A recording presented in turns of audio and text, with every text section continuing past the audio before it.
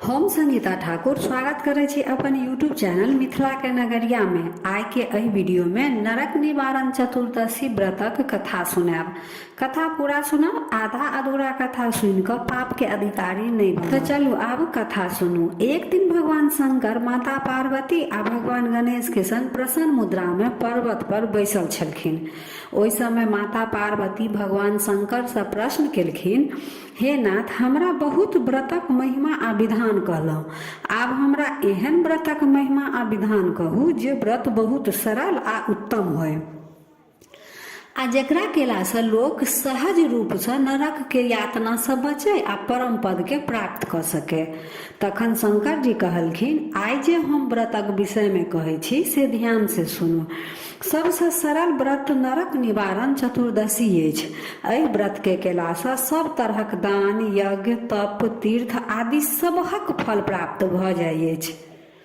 एहि व्रत से बढ़ि कऽ मोक्षक लेल दोसर कोनो रास्ता नहीं अछि।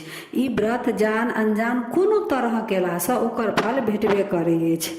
एहि व्रत के केनिहार स्वर्गक अधिकारी होइ अछि, संगहि सब तरहक मनोरथ पूरा सेहो होइ अछि आ अमंगल के नाश सेहो होइ अछि। आब एकर पौराणिक कथा से सुनू। प्राचीन काल में एकटा घोर पापी निर्दयी जीव हत्या करय वाला व्यधा छल। ओकरा बड़ पैघ परिवार रहे। ओ वन में शिकार कऽ कऽ अपन परिवार के पोषण पालन करैत रहे। एक बेर माघ के अन्हरिया पख के चतुर्दशी दिन रहे। ओ शिकार के खोज में जंगल को विदा भेल। भरि दिन जंगल में भूखले प्यासले घूमैत रहले, लेकिन एकोटा शिकार ओ व्यधा के नहीं भेटले। जंगल में साँझ पड़ि गेले, लेकिन शिकार नहीं भेटले।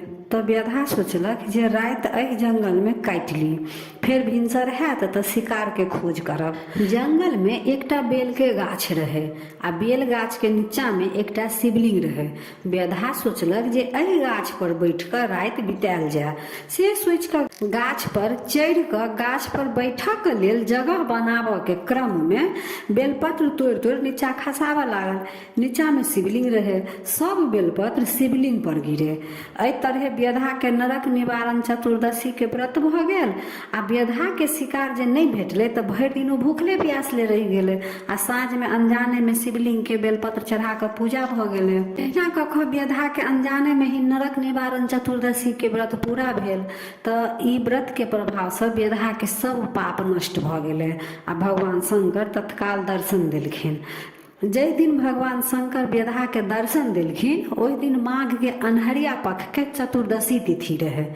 व्यधा जतेक जीव हत्या केने रहे ओकरा तऽ ओहि के बदला में ओहि जीव हत्या के पाप से तऽ ओकरा नरके के यातना भोगऽ पड़ते, परंतु ई व्रत के प्रभाव से नरक के यातना से बचि गेले आ मोक्ष के प्राप्ति सेहो भेले। ताहि से ई व्रत नरक निवारण चतुर्दशी के नाम से प्रसिद्ध भ गेल। तऽ इएह रहे नरक निवारण चतुर्दशी व्रतक कथा। वीडियो केहन लागल कमेंट जरूर करब आ नीक लागल तऽ लाइक शेयर सब्सक्राइब कऽ कऽ मैथिली भाषा के सपोर्ट जरूर करब। आ अहिना मिथिलांचल से जुड़ल हर पाबनि त्योहार के जानकारी चाहे छी तऽ चैनल के सब्सक्राइब कऽ कऽ नोटिफिकेशन सेहो ऑन कऽ लेब।